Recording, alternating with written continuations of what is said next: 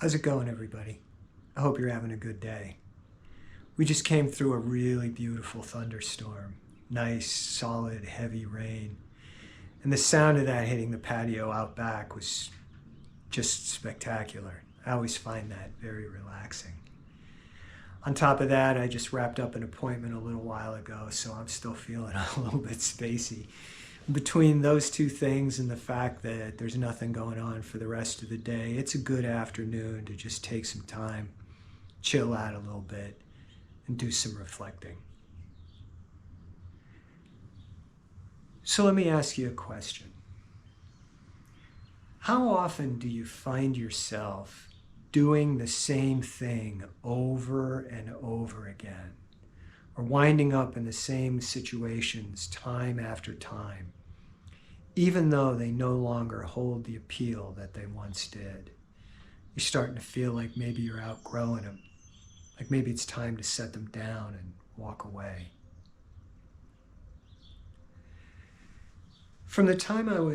Up until the time I was about 3 years old, we lived in a little town called Carbondale in northeastern Pennsylvania.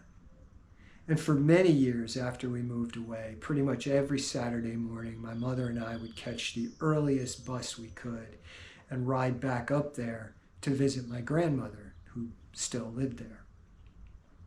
As I got a little bit older, I could walk the 6 or 7 blocks into town and buy my comic books at this little store that was there called Shaw's. And Shaw's was one of those places that had paperbacks on a spinning rack and greeting cards and combs and candy, and they had a little bit of everything. But the comic book and magazine section was huge. I can still remember the smell of the paper. And while it might sound strange for a kid that age to be able to walk through town on his own, there's a couple of things you have to realize. First of all, Carbondale was a small town, and it was very safe. And everybody there knew everybody, especially my mom's family. They had a lot of kids. They were a big family, and everybody knew my grandmother and grandfather and all my aunts and uncles. And my mom was also a soda jerk there for many years at a dime store, Newberry's, which was right across the street from Shaw's, where I bought my comics. And every single time I walked down there, my mom would say, "When you get to Newberry's, stop in and visit Chuchi Aggie." It was a woman that my mom worked with. And of course, after I'd leave, Aggie would call my mom and let her know I was safe.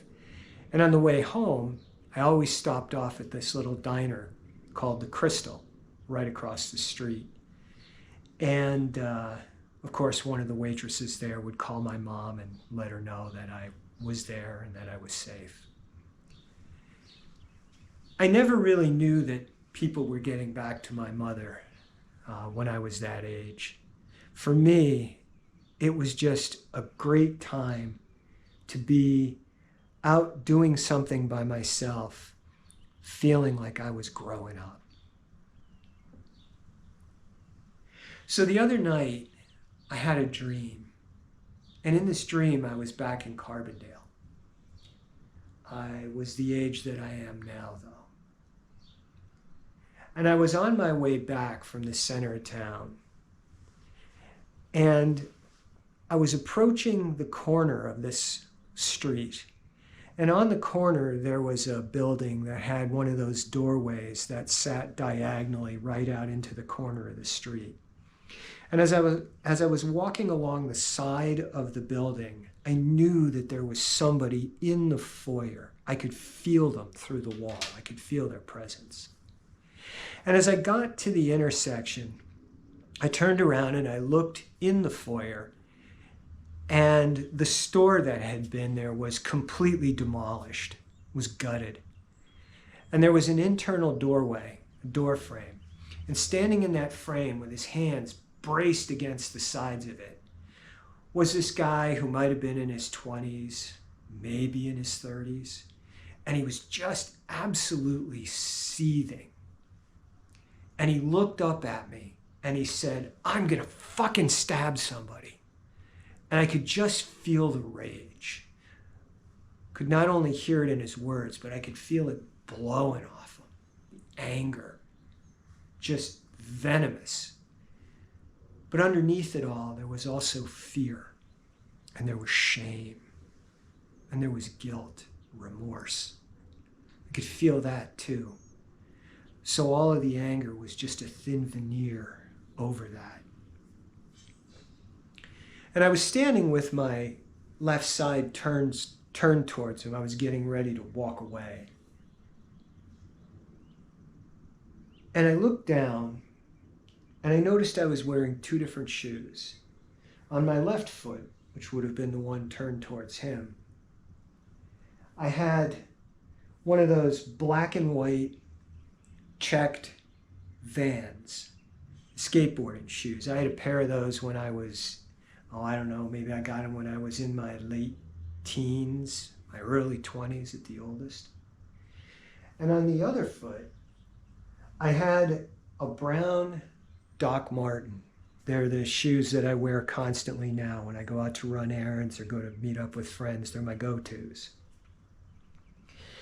And the shoe that was on my left foot, the Van, had fallen off, and I was trying to get my foot back into it, but the shoe was too small, and I was just trying to force my foot down into this thing. And while I was doing that, I looked up at this guy, and he was starting to swell with this rage, and all I said to him was, "You're okay." And he immediately shrank. I could still feel the turmoil inside of him, but now there was no external expression of it. It's like that part of him had been broken. It just fell away. And so I turned to walk away, and even though I didn't look down at my feet, I could tell that I was now wearing two Doc Martens. The shoe that had fallen off, the Van, I left that there in the door frame. And I turned to walk away. And as I looked back over my right shoulder, I could see him take a couple of steps. But then he stopped, and I continued to walk. And the dream ended. And when I woke up, I had a really clear insight. From the time I was a kid up until I was probably in my late 20s, maybe a little older, I came at the world from a lot of anger. I was very sensitive in my younger years, and it was hard living in the household that I did. I carried a lot of shame. I carried a lot of fear. Carried a lot of anxiety. And so being able to focus everything I had, focus my energy into a state of anger, into a state of rage, made me feel invincible. I wouldn't go so far as to call myself the neighborhood bully, but boy, I was quick to lash out verbally. I'd throw my toys. Sometimes I'd punch a wall. I got into a few scraps with kids. But looking back on it now, I understand that it was there to mask everything else that I'd been feeling inside.